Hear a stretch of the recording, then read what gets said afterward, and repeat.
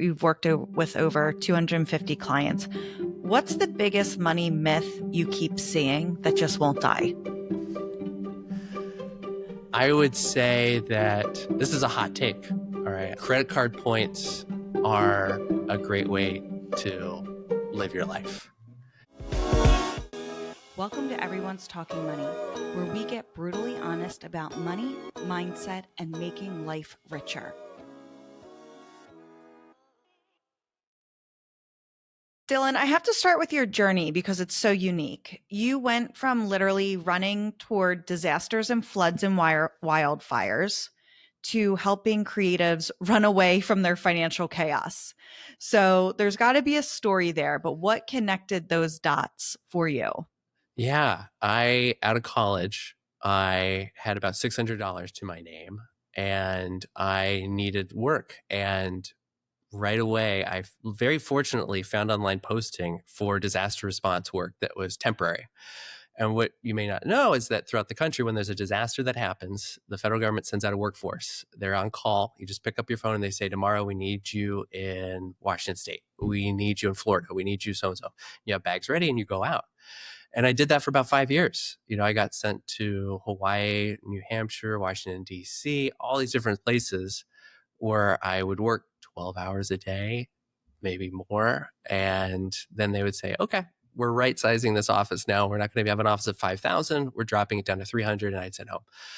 And I really loved the work. It was just so good to have a job, I think, out of college, especially that's like, feels like you're giving back, but also because it's exciting. Like you're in the middle of an operation where you have to figure out solutions right away. People need help. Like, what are you doing? You're not going to sit on your hands. I did that for 5 years, but it was also very inconsistent work, meaning that you don't decide when you work. You just kind of have to sit by the phone, you get some time off, but you're only paid when you're working. And so what that caused me to do is like, oh, how do I deal with that roller coaster of like saying, okay, I'm paid hourly, working 16, 18 hours maybe, but then I might not work for 4 months. And how do I make it last? Because I know a few people that would work and they get off work and then they would just have a great time and burn through their cash. They would just go to Vegas, go have fun, relax. And you sometimes have to burn off that stress from working so much. But I definitely worked on saving it. And so that I didn't have to say yes to every disaster. If I needed more rest time, I could. And from there, I did that for 5 years. It was very critical thinking work, but it wasn't creative. And I loved being creative in school and high school and college. And I went to a comedy theater. I visited a friend in New York and it was so funny. It was the UCB theater. I went to see a show there. A lot of people from SNL were performing that night. It was so great. And I said, I want to do that. And they had a flyer. They said, we teach classes for writing comedy, $300. $300 each class. I was looking at NYU, just like 50,000. And I was like, well, what do I want to do here? 300 bucks a few times or 50 grand in debt. So I chose the comedy theater route. I took classes, I studied, I watched so much Saturday Night Live, so many videos to learn what the keys to writing comedy. And I did that for 7 years in New York and LA. I wrote for theater, wrote for YouTube. I got to write for Who Wants to Be a Millionaire, which was really fun and exciting. But that work was just as inconsistent as working in disaster response. You have gatekeepers who decide your work. You have head writers, you have showrunners, you have studios. If they're going to buy your pilot or not, you're going to wait 4 years before you hear anything, maybe, or 6 months or what have you. And that was exhausting. And everybody who's doing that, whether they're in LA or they're in Atlanta working where they shoot a lot, it's inconsistent work and it's exhausting. You're getting paid really well for a short amount of time. And the way I got into doing financial coaching for creatives was that I had friends. Well, specifically, I had one friend who was getting married and they said, listen, over brunch, I got all this student loan debt. I haven't told my partner about it at all. I haven't opened an envelope in 5 years. I have no idea where it is. And me being, cost conscious, their wedding coming up, I said, hey, have your wedding gift. Why don't you come over? I'll open those envelopes with you. And she did. She came over, laid on my living room floor, closed her eyes, and I just opened them up. And it wasn't as much as she thought. Like a lot of times when we think about money, we think the problem is much, much worse than it actually is in reality. What we need to do is actually look at the numbers. And wasn't as high. And then her partner came over the next week and they built a budget with me. And they said, well, how much can we put towards this? It was like $500 a month we need to put towards this. And they did it. What happened is I'm at the theater for a show the next week. Another friend said, "Hey, I don't know how my credit card works. I heard you help so and so. Can you come over and talk me through it?" And just word got around that every Sunday was like my giving day where I'd help 3 or 4 people just come to my apartment in Los Feliz in LA. And we sit in front of a computer and say, what do you need to work on? Do you have debt? Are you saving money? Do you know how to retirement account? How does it work? And I realized I like doing that more than writing TV pilots. My friends no longer wanted to read anymore. And that was 8 years now that I've still been spending, instead of just giving Sunday. So what I do 5 days a week is just meeting with creatives, freelancers, entrepreneurs, how to still do what they love, their dream job, so to speak, but know that their finances aren't going to stress them out. Know that they're not going to leave that job because of the money. They might leave it because they don't want to do it anymore. Great. But they know they're financially strong enough to continue with that. Your careers couldn't have been any different. Disaster recovery and then comedy writing. But a common theme is that your paychecks were really at the control of someone else or something else, whether it's Yeah. the environment or whoever decides to use your work for a show or a skit that day, right? But you took what is lumpy income and you spread it out, and you were able to create strategies to make it sustainable for you so you weren't feast or famining. Mm-hmm. And that is not something that's taught, right? Which is what you're striving to do now. Yeah. So how did you have that foresight? How did you know that to make the lumpy a little less lumpy? I would say I love making the lumpy a little less lumpy. That's a great phrase right there, by the way. I would say I was, I guess, fortunate at 22 to have that job that I was getting income. I was getting some good lumps as it was. Um, and I could see myself going through that money really quickly. And so I felt that pain early on at 22 and 23. And I said, I can't, it was too exhausting. It was very stressful. And so I knew I had to mitigate this in some way. So I think that is the thing of saying, like, okay, early on, being able to solve that is advantageous. It is harder when you're 35 or 45 to make that change, because at 25 or 23, I didn't have any bills. I had, rent, and I had enough for like getting food, but everything else was really discretionary. If I wanted to spend a weekend seeing friends in LA, if I wanted to, say, spend a weekend in Mexico, I can just choose to do that. I'm now 41. I have 2 children under the age of 5. I have after school payments. I am paying school, after school, and camp payments right now. So there's so many additional costs that come up when usually my clients are like 35 to 45, and they've had the same system they had when they're 22, when all it was rent and beer money. And they're still using that same system to now pay 15 to 20 different monthly payments for the gym, the mortgage, the car, the insurance, the family support. And that system just doesn't work. And so switching over to a new system is not as easy at 35, but it's definitely doable, but it's harder when you have more spending to do with those plates in the air right there. Right. I mean, when you're in your early 20s, as long as your rent's covered and your bills are getting paid for the most part, you're good. You could You're pretty good. much do Yeah. whatever you need. So by putting that foundation in when the stakes weren't as high was so impactful for you, because now the foundation's set. So when you are in your 30s and 40s and life gets a whole lot more expensive and we have a whole lot more responsibility, you already have that in place. Where I bet as you're working with your freelance friends and your clients, they've been so used to the feast or famine cycle that it's like, well, putting a budget, or I don't like using the B word, putting a Nor do I. spending putting a spending strategy in place almost seems like they can't do it because they're paying off expenses that they had in the past. So it feels Yeah. like they can never even get ahead to only spend what on today, the money that's coming in today. They're spending on stuff in the past still. Yeah, absolutely. And for those, let's be clear what those things in the past could be. It could be student loan debt. It could be credit card debt. And quite frankly, also, let's just say mortgage debt. Like, mortgage is debt. And a lot of times when we have clients who'll be like, yeah, I have to pay this $5,000, $6,000 a month, $7,000 a month because this is my dream home. You can't avoid that. amount, right? And we try not to avoid student loans and credit card debt as well. So you do have those big lumps of payments going out every day. Um, but then it's like, well, what do we? This is the thing. A lot of times when you're 35 to 45, you're also making better money. Like you're not at 22 where you're at this learning phase. You're trying to get out there. You're hustling. You're maybe closer to your peak of what your earning is, especially at 45 and 50. And so you're like, wait, I have all of these payments going out the door. What do I get? When do I get to go shopping? I was going to Mexico and LA more when I was 22 than I am at 40, and I'm making 5 times as much. Why is this like there's an inherent flaw in the system, which is true. But yeah, it's very accurate. Yeah, I mean, a trip to Costco could be a vacation, right? What we used to Exactly. spend on a vacation. Um, Yep. so for your friend that was laying on the ground, covering her eyes, I can't look at these bills. Do you find that sometimes just being the person of just let me go through this stuff with you, it makes the most impact? Because if we don't know what's in the envelope, we don't open it, it can be a lot scarier, but still opening it is super scary, opening that envelope. And now just opening the email. We don't get the envelopes in the mail.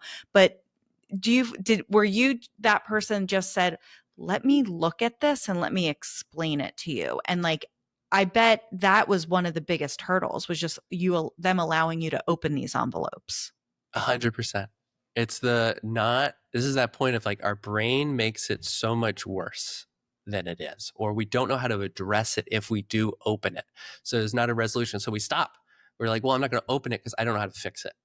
You know, you can't see this behind me, but I have a window AC unit that I purchased about 10 days ago.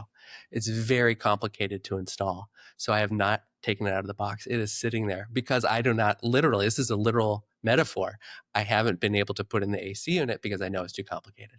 And so this is how it is when you get the email. This is how it is when you think about your bank account or your student led debt or credit card debt, is that you just are like, I don't want to look at it because I don't know what I do with that when I look at it. What is the solution? It just, then I sit with this pain or frustration.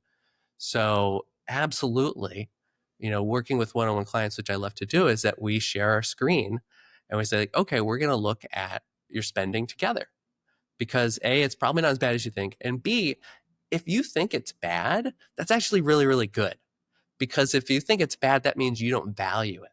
It's not intentional spending. I've had clients look at their like shopping for groceries or restaurants or travel or just general shopping spending, and they're like, I want to vomit looking at it. Now, which sounds bad, but that means we can make cuts. You can make changes much easier. If someone came to me and we said, I love spending $2,500 on Grubhub every month. In fact, I want to up it another $2,000, Dylan. Of course, I guess I will help you do that. I guess that's what I have to do, but that doesn't happen. Nobody is usually content with what they spend. They want change. They want action. But yeah, it's looking at it and then giving them a path to say, like, great, you looked at it. Here's how to resolve it, because there is a resolution. And I think so many times we think things are worse, or we want to change it, but we don't actually know what we're working with first. Like, so to your Grubhub example, I spend so much money on eating out or blah, blah. How much do you spend? I don't know. I just know it's a lot. It's like, Yeah. okay, well, let's quantify it and like, let's look at it. And then we can actually determine, compared to your income or your other expenses, if that is actually a lot. And I think that finding someone in your life, like you use the example of the AC, where, to us, finance comes naturally. We can talk about money, we can figure it out. To someone else, installing a window AC unit is no big deal.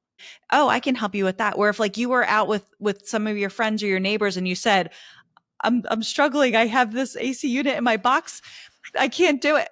Likely someone's like, I'm going to come over and I'm going to help you with it. And to me, that is like everyone helping each other. It's all what strengths, weaknesses, all of that.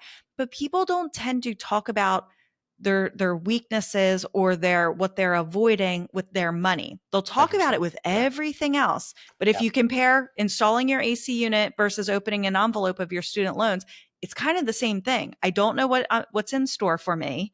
I need help. This is outside of my wheelhouse. But we won't talk about the money struggle, but we'll talk about the window AC unit struggle. Why do you think that is? So many reasons. And the biggest thing is that we live in a society where we see so many ways to spend money, right? I used to do, when I'd first meet with clients, I would do it in person in LA, and I used to go to a coffee shop on area in Los Feliz Hillhurst, and I'd say, you could spend $10,000 in 15 different shops on the street just like that. You can spend, which that's how it is. We're a spending economy. That is what our economy is driven on. There's one bank on this entire street, and they don't really advertise savings. Like, you have to set up, it's hard to set up a savings account. It's not easy to do that. So we live in a system that is very in favor of us spending money. And I don't want to go politics and all that, but it's a capitalist society. We are taught to do that. And we're also taught to do that at a very young age. The first feelings about money are birthdays, are Christmases, are those gifts our aunt gives us when she comes by and visits. Those all are dopamine hits we get from objects and materials, right? And so then let's take you at 22, 23. I was very fortunate to have that wake-up call. But when I also talk to 22, 23-year-olds, most of my clients are not that age, because they're like, Dylan, this is the first time I get to spend money. I'm finally making choices for myself about money. I'm an adult. I'm an adult. I don't want a guy telling me how I don't have the problems. I don't want to manage this outside of anybody else right now. And they also don't need as much help necessarily just getting rent and that. But what the real problem is that it's then sticks of saying the beer money and rent money system sticks and sticks and sticks. And then they're like, there's shame, there's guilt, there's frustration, because we also see everybody else and we imagine they're doing fine. We look at others, they're driving a new BMW. They've got those new shoes everybody's wearing. They're wearing nice hats. They got great glasses. They're doing all these great things. So we assume we are in a place that others are not. And so it is very difficult. The second or third part is that we don't talk about this at any stage. And certainly a question I always ask to new clients when we first meet, it's like, how did you learn about money? Like, what was your system? And I'm always, I love asking that question because I can tell they've never been asked that before. They've never had anybody in their lives, likely even a partner, to ask them, like, recognize what their money history is.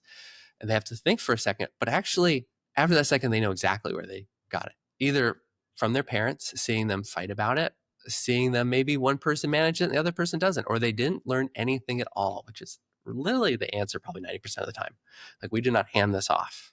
Like, parents will teach you how to swing a bat, play a piano, how to drive a car, can teach you your morals. Lots of great things. I'm a parent. I'm not going to bemoan parents. But one thing we don't really sit down to is talking about money, talking about bills, talking about where our money goes. And I try to do that with my 3 and 5-year-old now, because we will go to the grocery store and they will pass the candy aisle and they will say, yeah, I want licorice. They're big fans of licorice right now. And I'm like, I will say explicitly, we do not have money in our groceries today for licorice.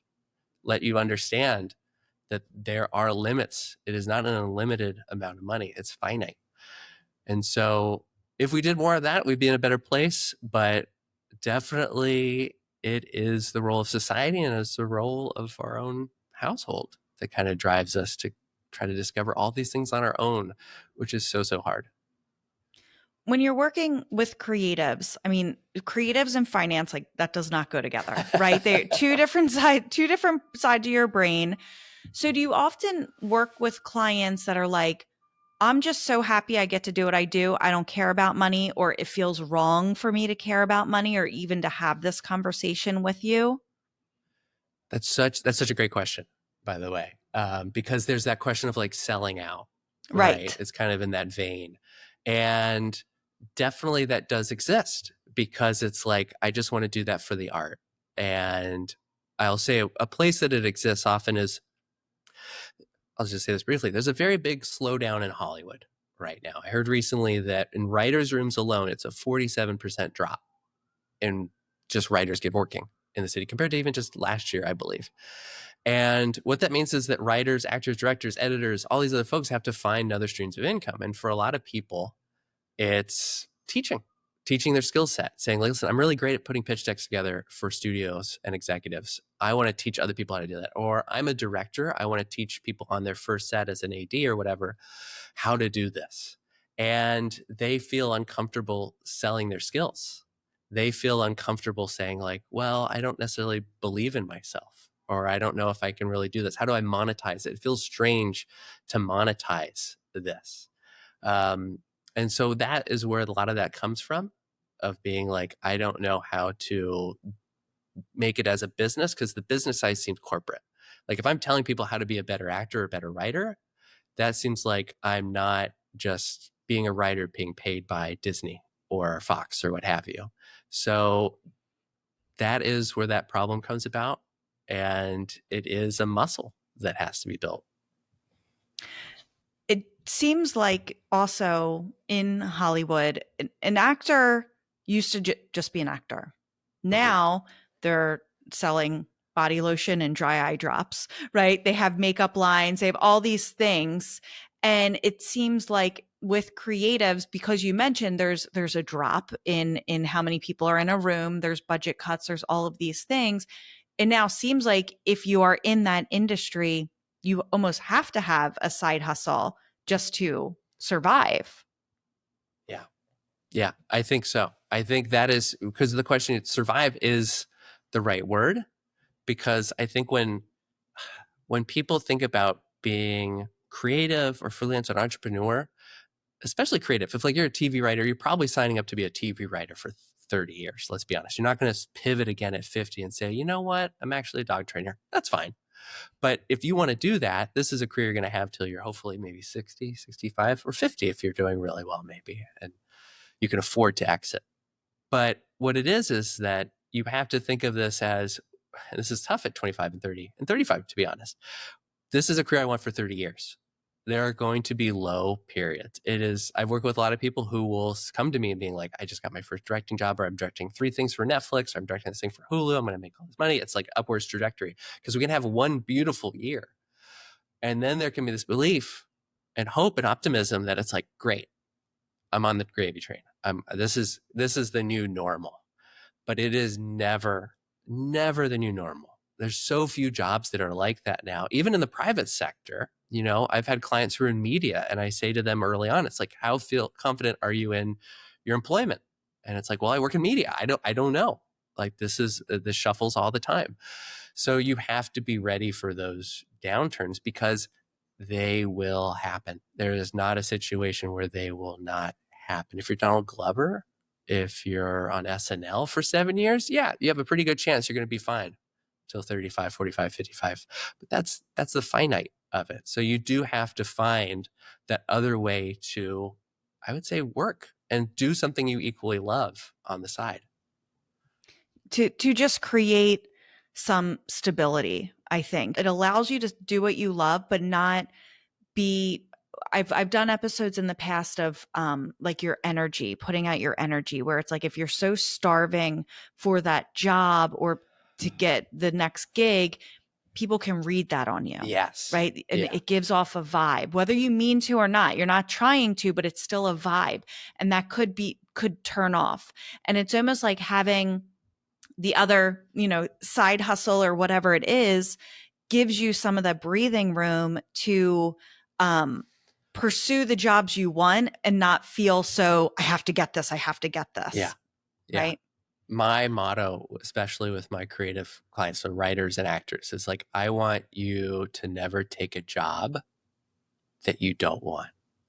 Or if that was a double negative, I only want you to take jobs you love. I want you to say no to those things that sound bad. And if you have money in the bank, you can say no. And that's a pretty cool power to be able to say no. Because if you say yes to everything, yes, it seems desperate. They can smell it on you. And also it's exhausting. Like then that's probably not the career you signed up for. You didn't want to say yes to the bad stuff along the way. In your dream and your belief, you're like, okay, how do I just do the things I love? And that partially means saving for the low periods as well, saving so you can say no. So, what are some of the strategies you put into place for for your clients, creatives, but then also for our listeners that have maybe the lumpier income? What Yeah. are some strategies you implement with your clients to smooth things out for them? So what happens with those lumpy clients is that you get these wonderful checks, right? Every once in a while, it'll be $50,000, $60,000, maybe 120 if you sell a pilot or more. Or you get a residual for a show you wrote 3 years ago that's not off the air and you got a $23,000 check. I had that from a client recently, and that's great. But it's also pretty bad in the sense that it makes it so that you're living with this inconsistent machine that's coming in, and it's exhausting. It's like being like, I have really fun friends and they go partying every other night and they just bang on my door at 10 o'clock at night and say, let's go have a great night. We have a great night. I don't know when they're showing up. I don't know what kind of party it is. It's going to be fun, but it's going to be damn exhausting. And that's kind of what these checks are. That's what payment systems are for a lot of creative fields. And so what I really, and when we talk about being young, that's really fun maybe when you're 25, but you're 35, 45, 55, you got children. You're managing their school bills. You're probably saving for college. You're saving for your own retirement. And so that is very tiring. What I try to do is a few things. And I think you're right on the same point of saying budget is not necessarily the right avenue. I think it's good to do what I call a spending audit and being aware of what you're spending, as you should know. But what's really great about spending when you're 35, 45 and that age is that most spending is predictable. We might think that it's unknown. Like just the other day, I got a big crack in my windshield and that's going to cost me like $1,000 to fix, right? I didn't know that was going to happen. I live in a great city and then sometimes rocks come up every once in a while off a truck. But did I probably expect there to be a auto cost this year? Some kind of muffler would fall down, a tire would break down. Yeah, most Americans spend, I think, $1,300 a year on auto maintenance, right? If I have a small child, I'm probably going to go to urgent care for an ear infection or two a year, right? If I have car XYZ kind of things that happen, if I'm going home for the holidays, I know I'm going to have flights for 4 people cross country twice a year, right? Those are all predictable things. I would say 90% of our expenses are really predictable, but we really don't think of it that way. We treat it as a surprise. So what I do for clients is that I say, listen, we're not going to budget necessarily, but what I want you to do is I want you to get really, really good at predicting your spending. So instead of saying like next month, what do you want to spend? Or let's cut back to like that diet kind of mentality. I say, what do you think? If we're meeting and it's July 1st, let's say, if I ask you July 31st, what do you think you're going to spend? Just predict. And they predict. And what happens every month is they predict usually a little less, or it goes up because they said, you know what? Aunt Susan's coming to town. She loves going to Disneyland. We're going to take the kids there for a few days as well. You're predicting. So you predict the month. Then you also say like, okay, what's the next year look like for you? What is all your travel? What are your holiday gifts? And as we get older, our families get bigger. And so I'll say like, what are the holiday expenses you're going to have? And I love it because we'll build a calendar together and they'll say like holiday expenses, $1,500 or $500. And I'll be like, no. You write everybody's name out. You write down Uncle Timmy, you write George, you write down your neighbors, your teachers, your doorman if you're in New York. You write down everyone's name and you write down how much you think you're going to spend on each of them. Let's give you an authentic number. Then you know every year it's 2,500 and not guessing it's 1,500. These are all predictable expenses. So what I want clients to do is they get really, really good at predicting because these are things that you cannot control. So then, okay, you got all this information, Dylan. What do you do with it, right? You have all this data.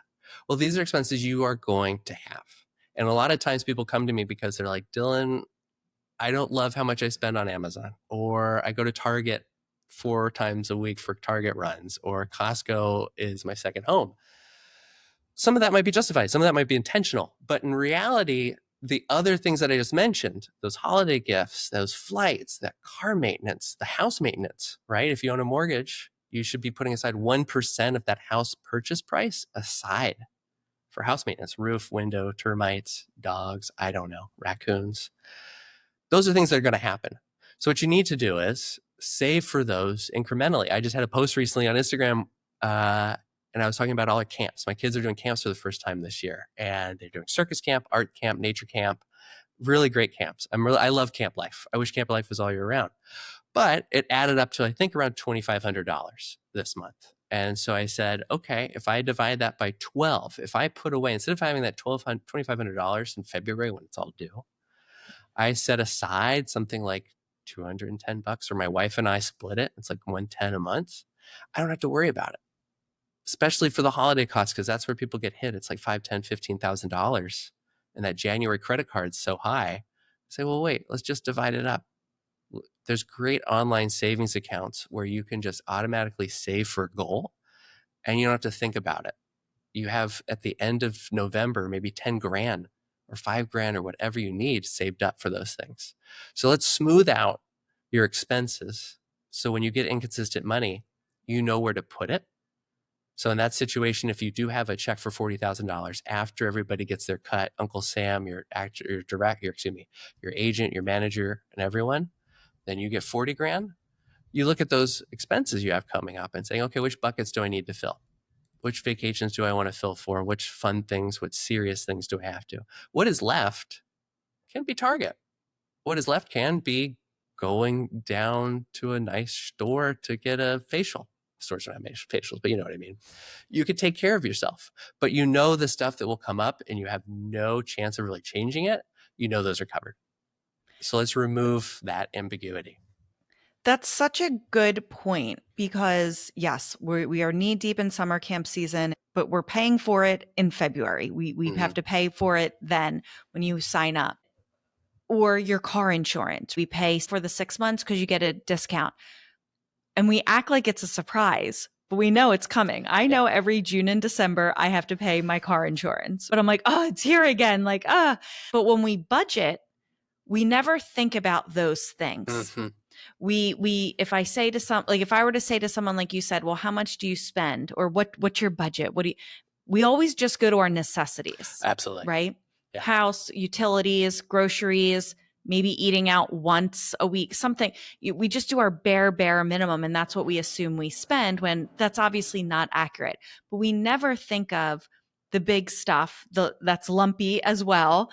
And we don't think about that because it's not part of our regular monthly spending. It's a one-off. I heard a statistic recently that most people that have credit card debt, it's not necessarily because of the day-to-day spending. It's because of these bigger things. Yeah. The summer camps, the car insurance, the vacation, right? That they didn't plan for. And now it's on the credit card because they're spending all of their money that's coming in on the day-to-day stuff. So when this big stuff comes up, they don't know how to handle it. So they put it on the credit card. So by making it, although we're paying for our car insurance in June and December, but I'm going to allocate a little bit to it each month, it then becomes a regular monthly budget because it's hard to account for those one time or two times a year expenses when you're doing a monthly budget. Can I tell you what happens? Everybody, we look at their budget the first month, we do that spending audit, right?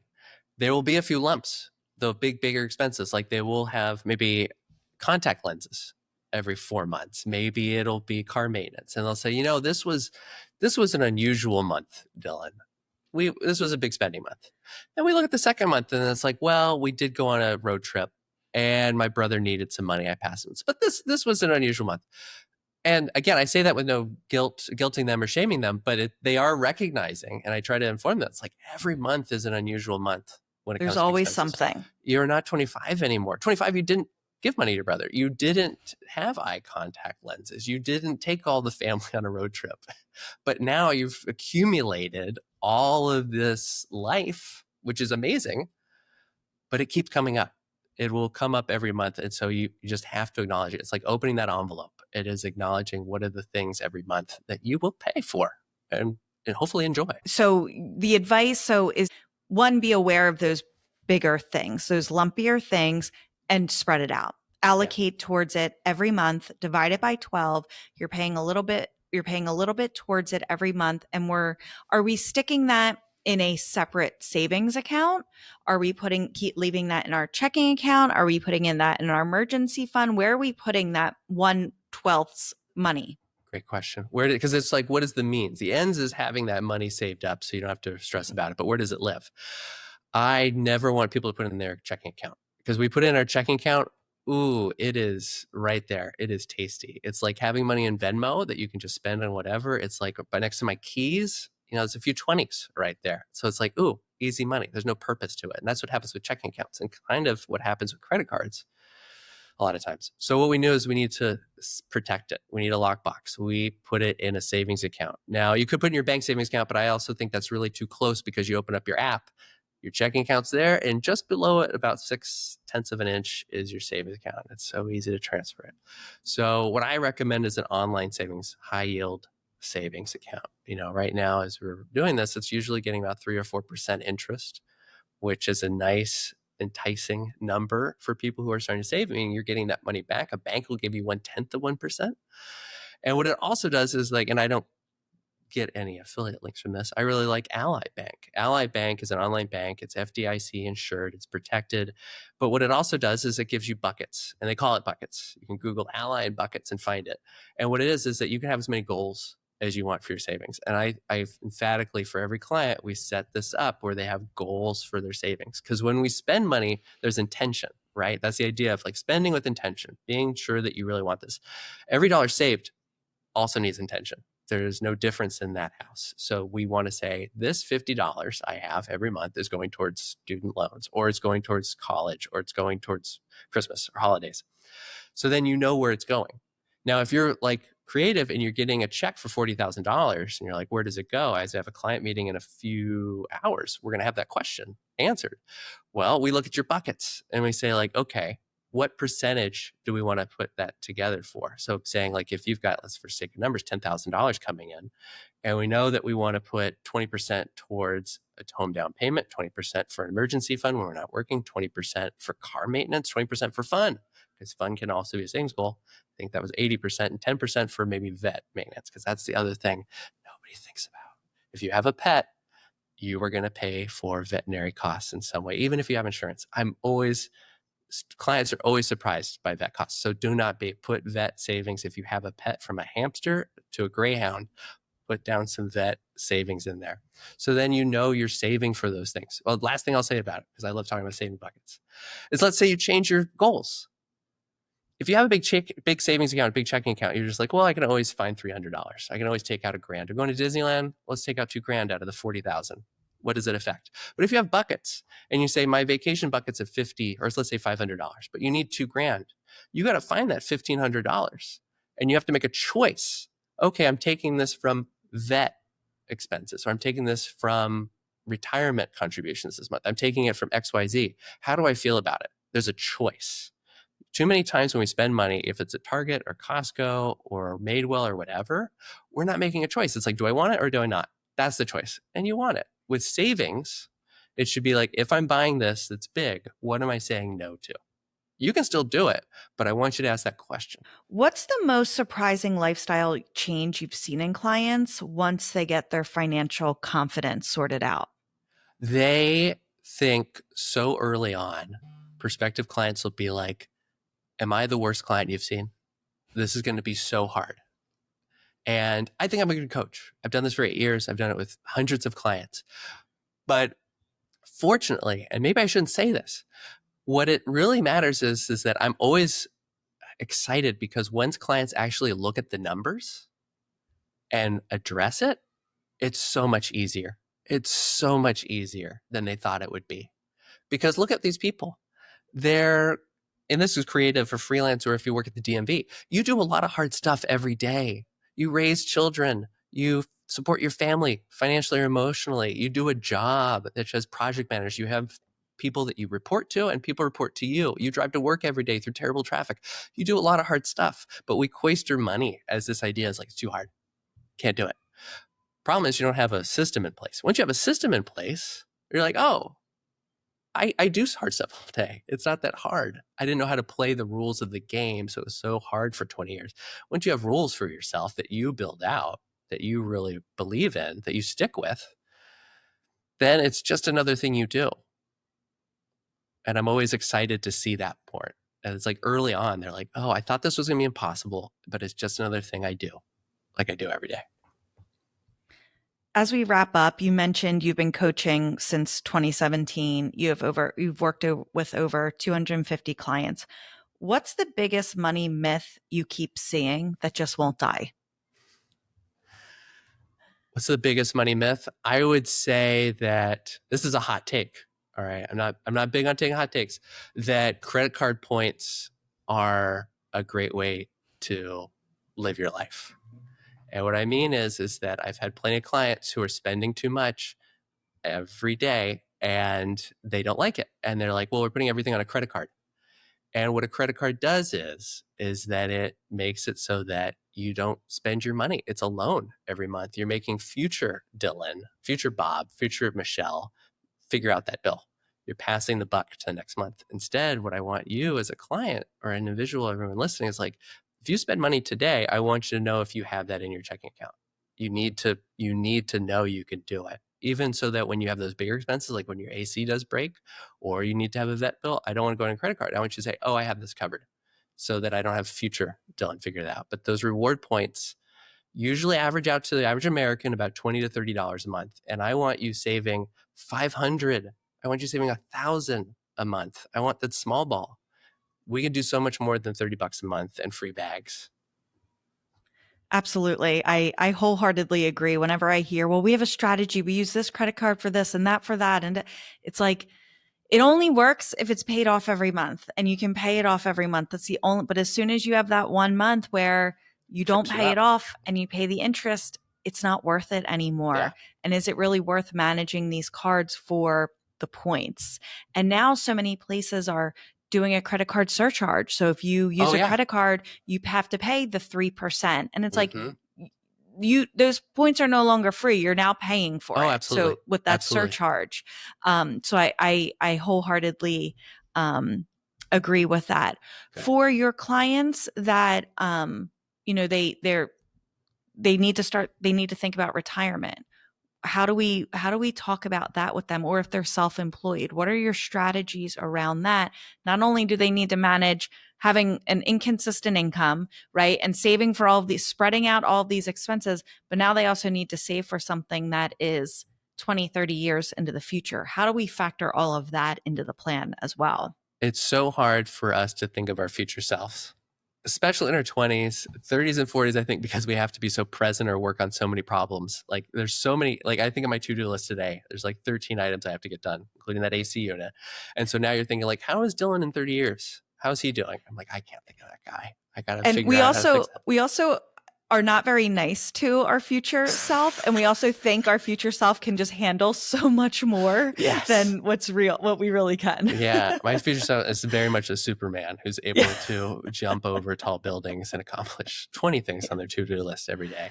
I would say, and this is something I do universally, even if it's savings, just general emergency savings, which is a big thing for creatives, and also coupling that with retirement savings, is start small. Like if you don't have a lot of money coming in right now, I would say, can you put away $50 a month for retirement to start the machine? And starting the machine is that means, like, it's just like opening that savings account. It's finding Vanguard or Fidelity or one of those tools where you can set up a 401, set up a IRA, and a Roth IRA or a SEP IRA if you have that kind of business system in place. Just doing it a small amount so that the machine is running, because so many times I see when finally people get their big wad of cash, they don't have a system, but they do know they want to go to Legoland. They do know they want to take their parents to Europe, right? So there's no first catch to say, like, well, before you do this. So there's also this other feeling that the lump sum will solve everything. I've heard that many times. I think about that too. In my little brain, I'll still be like, well, this thing might happen or this thing will grow. And I have to really be cautious, say, like, reality is reality. And also, I've heard this on your podcast before, your relationship with money does not change depending on how much money you have. So if you think you're going to get a check for $100,000, you are not a different person. You are the same person, which is great, but it doesn't mean you're going to solve all the problems. It's not you're going to put all the money away unless you have those things in place right away. And that includes also just having a simple retirement account to start.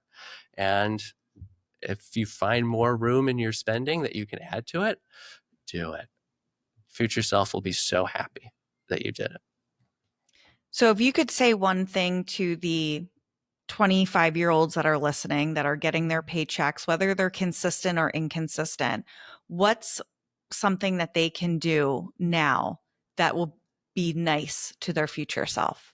For their future self, I would say this will be a fun, I'm going to give them something fun because you have to think of a fun task when you Yeah. think about money stuff. I want them to I don't want them to use their phone. I want you to pen and pad, write down 6 things they want to do in the next year. That can be travel. That can be giving gifts to family members. That can be buying a new computer. But what are those 6 things? And usually it's monetary, right? That's what I'm kind of aiming for. And then say, like, okay, how much do all those things cost? Each one of them. Be realistic. Don't hope that trip is only going to cost $2,000. Be realistic. Try to look at the numbers of hotels, flights, Ubers, food, and say, like, okay, how much do I need to save every month towards that? Okay. That tells you how doable the goal is, which ones are most realistic, because I love living in reality. And then also, I want you to open that ally account and just save. Even if you came to me and you said, Dylan, I'm doing $5 a month towards those 6 goals, at 25, you're great. You're going to do great. Don't be beating yourself up if you're only saving $25 a month. Your machine is running. You have a working car. Everybody else is on their feet walking to a destination. You might have an old Geo Metro like my dad used to have, but you're still going to get from point A to point B as long as you start having that machine at 25. You're in a much better spot.